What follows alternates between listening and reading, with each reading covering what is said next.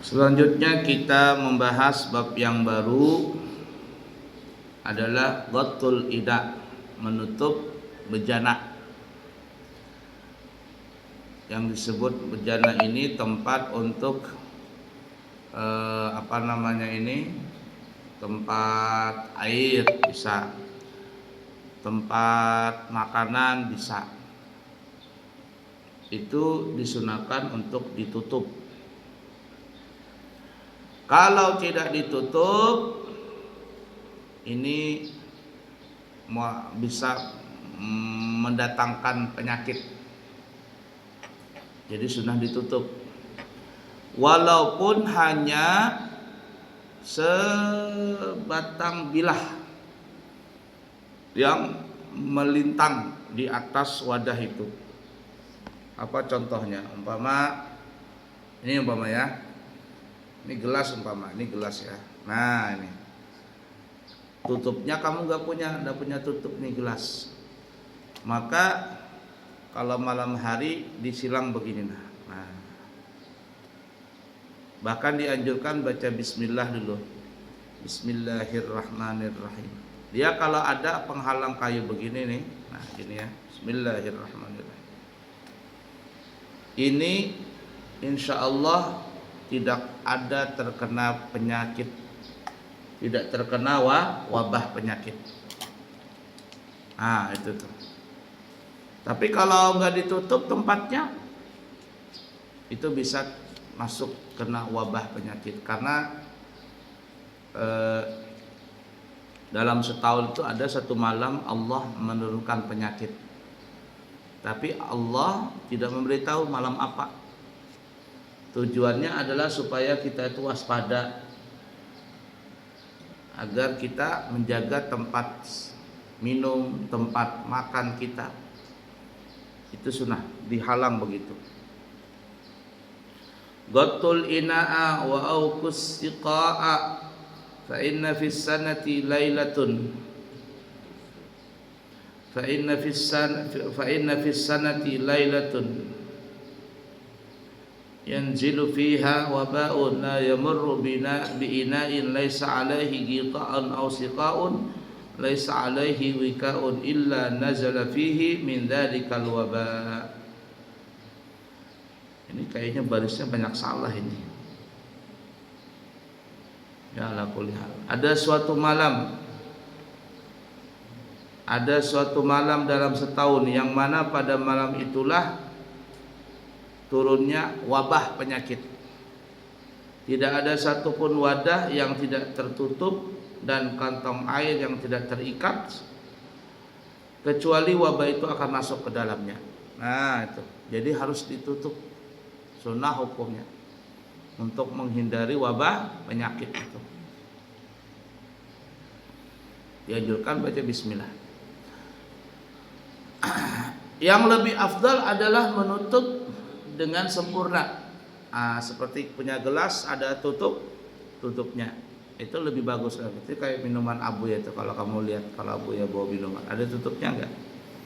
Pakai tutup, jangan ada tertutup. Bisa jadi malam itu turun wabah penyakit, habis diminum, dimakan, akhirnya orangnya kena penyakit tadi. Karena kenapa? Tidak mau rapat menutupnya. Fahim tuh? Nah itu sunnah ya. Ingatin itu. Punya gelas, punya panci, punya apa saja, drum kah? Drum tutup. Walaupun dia dihalang. Nah, dihalang. Baik, lanjut. Bab ijtihad. Ijtihad adalah mencurahkan segala kemampuan untuk menghasilkan tujuan. Sinonim ijtihad adalah tahari dan Tawakhi. Istihad. Jadi istihad itu bahasa kitanya mencurahkan segala kemampuan untuk menghasilkan tujuan. Istihad. Jihad arti bahasa kitanya semangat. Nah, kalau disebut istihad artinya berupaya untuk menghasilkan sesuatu yang sempurna. Nah, tapi kalau seandainya sudah berusaha namun tidak berhasil, ya mau bagaimana lagi? Fahim tuh?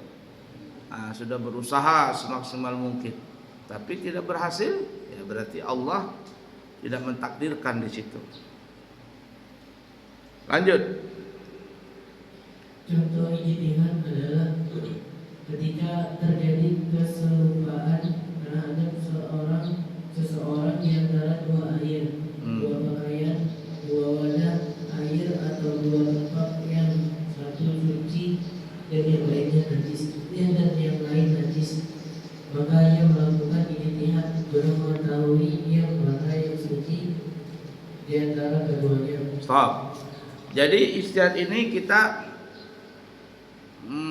memilih salah satu dengan kekuatan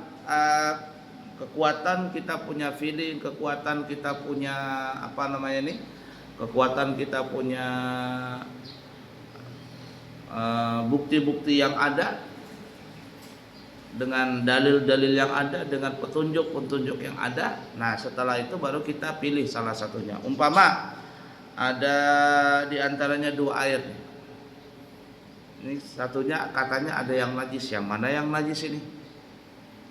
Nah, lalu kita caranya apa? Langsung pilih? Oh, enggak, jangan langsung pilih. Kita lihat dulu, kita cek dulu, cek and recheck dulu, diperiksa dulu, dilihatin dulu. Oh, ini kayaknya bau-bau tahi cecak ini, berarti ini yang najis. Nah, setelah kita pastikan ini yang najis, langsung buang, langsung airnya langsung dibuang, pakai yang ini. Paham nggak maksudnya? Nah, kita mendengar ada kabar nih, di situ ada najisnya di ember itu, di air itu, cuman nggak tahu yang mana yang najis. Ya sudah, periksa. Kita masuk, yang mana ini kira-kira? Oh, ini perkiraan ini yang najis. Kenapa? Karena warnanya ada butek. Tahu butek? Jangan orang Banjar, karuh. Ini kayaknya ada karuh-karuh ini. Kalau yang ini bersih. Nah, di perkiraan nih kayaknya ini yang sepertinya ini yang lebih dominan untuk bernajis. Nah, kalau kita sudah bilang ini bernajis, ini air langsung kita buang, bung. Yang satunya kita pakai. Atau dua pakaian. Ada kita mempunyai dua pakaian. Nah, kemudian kita ini mencium bau-bau kayak kencing kucing. Nah, yang mana ini pakai ini yang bau kencing kucing? Kucing itu kan kencingnya sembarangan enggak? Nah, kita periksa yang mana ini. Kita cium-cium pakaian kita ini. Ini kayaknya ini nih. Pakaian yang ini kena kencing nih. Kenapa kena kencing? Karena baunya ada. Yang satu ini kita periksa nggak ada baunya. Ya sudah, yang ini kita singkirkan, yang pakaian yang tidak bau kencing ini yang kita pakai. Jangan asal-asalan. Ini ada bau kencing, langsung aja pilih salah satunya. Oh, nggak boleh begitu. Itu namanya asal-asalan. Jadi harus dicari betul-betul. Ya, periksa dulu benar-benar. Jangan asal-asalan. Apalagi, contohnya ada punya dua tempat yang ada najisnya atau tidak ada najisnya ini, atau tempat ini terbuat dari benda yang najiskah atau ini yang tidak najis. Jadi kita tidak boleh langsung pakai sembarangan, periksa dulu betul-betul, periksa tanda-tandanya ini. Ini kayaknya ini yang najis tempatnya ini. Nah, kenapa? Karena ini warnanya sudah hitam. Nah, kalau yang ini masih bersih. Nah, yang bersih ini yang kita bilang suci, yang hitam ini kita singkirkan. Fahim tuh? Nah, jadi seperti itu tuh modelnya. Ijtihad tadi. Nah, setelah kita yakin memilih salah satunya, maka kita ambil yang keyakinan kita itu, yang lainnya kita singkirkan. Atau kita hilangkan atau kita buang. Kalau air kita buang. Lanjut. Hukum ijtihad ada kalanya tidak wajib dan terkadang wajib. Istihad ini dalam memilih sesuatu untuk meyakinkan, untuk menentukan sesuatu pilihan kita, kita itu ada kalanya hukumnya wajib, ada kalanya hukumnya tidak wajib. Kita pilih-pilih dulu, jangan asal beli-beli. Sama juga tuh orang mau menikah itu, nah asal jangan, aku cinta banget dengan dia. Ntar dulu, emangnya orang hidup berumah tangga itu cuma soal cinta apa? Dilihat dulu. Ini kan ada orang sudah keburu gelap mata, pokoknya aku cinta sama perempuan itu. Biar gimana aku cinta. Makan tuh cinta. Baru menikah seminggu, 2 minggu, 3 minggu kelihatan sifat aslinya. Katanya, nah tersalah memilih istri. Salah milih istri. Ngelihat cantiknya doang, sekalinya bermake up semua. Ngelihat cantiknya doang, sekalinya pas lihat aslinya, udah jelas sudah. Apa ini? Jangan asal-asalan aja, dilihat dulu. Banyak orang begitu. Salah cari istri, kacau jadinya. Habis sholat subuh tidur aja. Mainannya HP aja, bolak-balik di atas tilam, HP aja yang diaduk-aduknya. Masak nggak bisa. Jangankan masak air aja hangus, gosong. Kenapa gosong airnya gosong? Bisa nggak air gosong? Air aja gosong, kenapa? Keasikan main HP, lupa itu air. 1 jam direbus, la ilaha illallah. Jadi lakinya ini salah mencari bini ini. Nah ya kan, asal-asalan aja, diperiksa dulu. Nggak bisa apa-apa di perempuan, ngaji nggak bisa, apa nggak bisa, itu banyak orang begitu. Orang curhat sama abu itu banyak. Salah katanya cari istri. Emang waktu menikah tuh nggak diperiksa kah dulu? Nah ngeliat itu aja langsung. Orang dulu tuh kalau dia mau menikah itu tidak langsung dia ngelamar, tidak langsung suka, diutus dulu keluarganya laki-laki. Nanti laki-laki itu bilang rumah, dia bilang sama mamanya bapaknya, kayaknya aku ini sudah ada sedia uang, sudah gini, sudah itu. Nah terus apa maksudnya? Ya sudah saatnya mau menikah. Kata bapak mamanya, nggak apa-apa, bagus. Biar bapak mama juga cepat dapat cucu, kamu dapat keturunan. Yang mana kamu taksir itu bah. Entar dulu kata abah mamanya. Kita periksa dulu. Nah, nanti diutus keluarga bapak mamanya nih, adiknya yang perempuan kah, ngeliatin itu perempuan. Ya, kalau dia kena ngeliatin dulu ke rumahnya. Bagaimana kelakuan di rumahnya itu? Bahambur kah? Ranjangnya itu? Pakaian itu bahambur kah? Pura-pura temanan dulu nih ada ini. Nah itu udah langsung melamar, udah periksa dulu. Banyak yang kecelek itu, yang salah itu.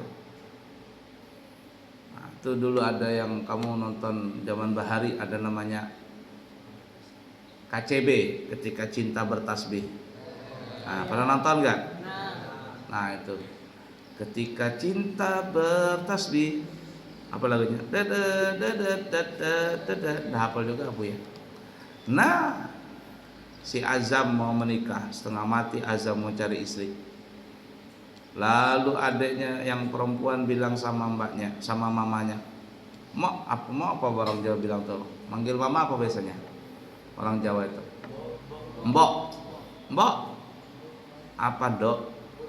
Mas Azam tuh jodohkan aja dengan temanku itu loh mbak. Yang mana? Itu yang kemarin tidur di sini, yang nginap di sini. Apa kata mamanya? Nggak mau. Loh kenapa katanya? Masa habis sholat subuh tidur katanya. Itu perempuan apa habis sholat subuh tidur? Tapi kata anaknya, ya kan capek mah habis bekerja, habis ada urusan. Nggak mau katanya. Perempuan itu kalau habis sholat subuh tidur itu apa? Perempuan apa itu? Coba Pak. Pintar tuh mamanya cari istri, mencarikan jodoh untuk Mas Azam. Itu tuh Masa perempuan habis salat subuh tidur katanya? Apa itu katanya? Coba lihat. Ingatin kamu nih, yang putra-putra, kamu cari yang santri begitu yang suka tidur habis salat subuh. Hai, nggak usah sudah kamu, rugi kamu, habis ke duit. Nah, ingatin tuh nih. Yang begini gini aja nah. Yang tidur. Yang tidur tuh apa? Ketidur aja kerja habis salat subuh. Yang parahnya istrinya habis salat subuh tidur, suaminya habis salat subuh tidur, kacau semuanya.